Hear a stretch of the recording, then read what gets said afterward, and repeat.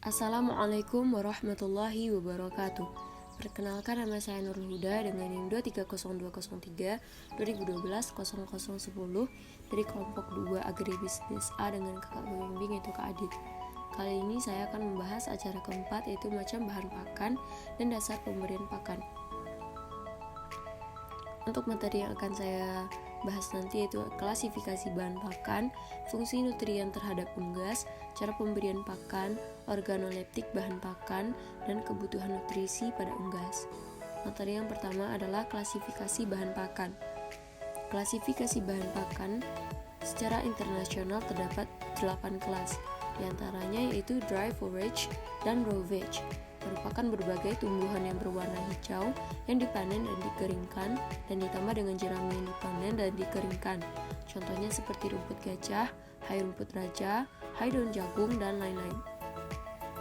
Yang kedua adalah pastura atau hijauan segar dan ramban, merupakan berbagai hijauan pakan dan tanaman biji-bijian yang khusus dipanen dan diberikan pada ternak dalam keadaan segar. Contohnya seperti rumput gajah, rumput raja, dan lain-lain.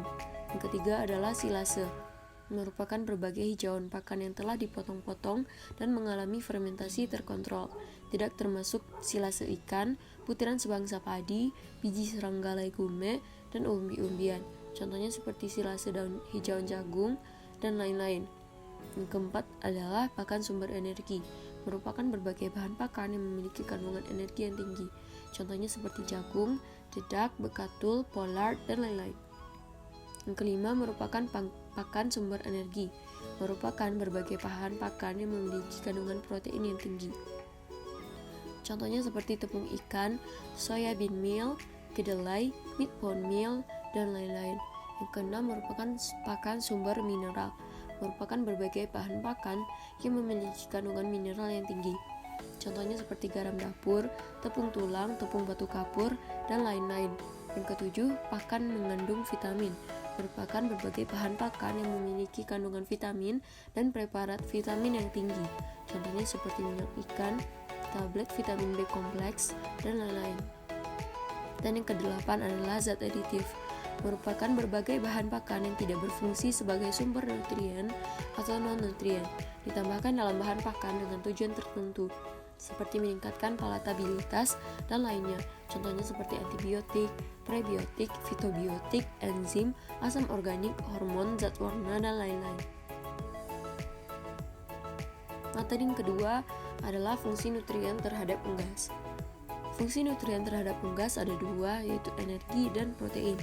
Fungsi energi yaitu sebagai sumber tenaga untuk aktivitas unggas. Yang kedua, proses produksi dalam tubuh unggas sebagai pertumbuhan jaringan tubuh, produksi dan aktivitas fisik, dan mempertahankan temperatur tubuh normal.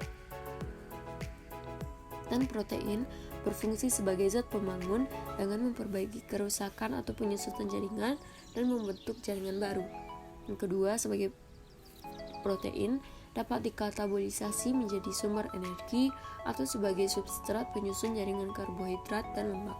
Dan yang ketiga, sebagai penyusun hormon, enzim, dan substansi biologis penting lainnya, seperti antibodi dan hemoglobin. Materi yang ketiga adalah cara pemberian pakan.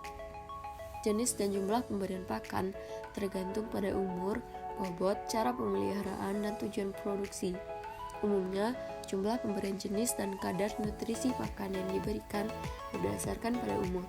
Pemberian pakan dapat dilakukan secara efisien dengan memperhatikan bahan pakan, kandungan nutrisi, dan tempat penyimpanan pakan. Pada ayam broiler, pemberian pakan dibedakan menjadi dua, yaitu pada periode starter dan periode finisher. Pemberian pakan bertujuan untuk menjamin pertambahan bobot badan dan produksi daging. Jenis bahan pakan dan kandungan gizinya harus diketahui untuk mendapatkan formula pakan yang tepat. Pada periode starter, ayam dapat mengkonsumsi pakan 44 gram per hari, dan pada periode finisher, ayam dapat mengkonsumsi pakan 162 gram per hari. Kemudian pada ayam petelur, pemberian pakan dapat dilakukan dengan dua cara, yaitu secara ad libitum yang diberikan sepanjang waktu dan tidak terbatas, dan restricted feeding, yaitu pemberian pada waktu dengan jumlah tertentu atau terbatas.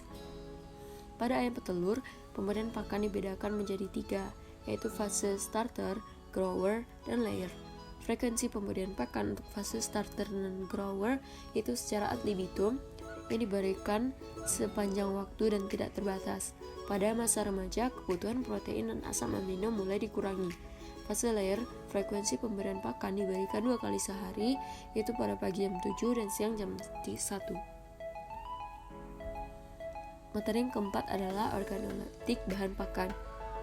Berikut ini saya akan menampilkan video organoleptik bahan pakan yang saya amati. Pada materi organoleptik bahan pakan, di sini saya sudah menyiapkan dedak, pur 511, jagung giling kasar, dan jagung giling yang halus. Yang pertama adalah dedak. Dedak memiliki warna coklat muda dan bertekstur bubuk, namun jika dirasa akan terasa kasar dan tidak memiliki bau yang tengik. Yang kedua adalah pur 511, memiliki warna coklat yang gelap dan bertekstur kasar bergerindil dan memiliki bau namun tidak tengik.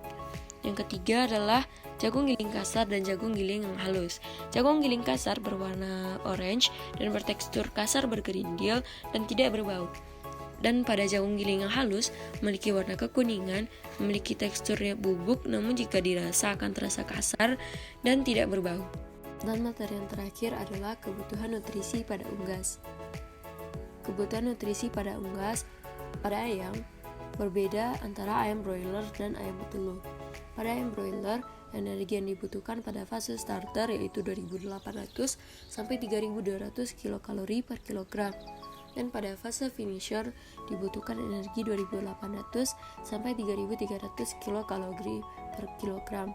Dan kebutuhan protein pada ayam broiler yaitu pada fase starter dibutuhkan 18 sampai 23% dan fase finisher 18 sampai 22%. Pada ayam petelur, kebutuhan energi pada fase starter yaitu 2.970 kilokalori per kilogram. Kemudian pada fase grower yaitu 2.910 kilokalori per kilogram.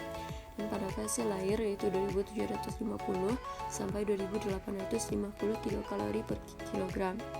Dan kebutuhan protein pada ayam petelur pada fase starter yaitu 20 sampai 22%, fase grower 14 sampai 16%. Dan pada fase layer yaitu 17 sampai 19%. Sekian materi dari acara keempat. Jika ada salah kata mohon maaf. Sekian, terima kasih. Assalamualaikum warahmatullahi wabarakatuh.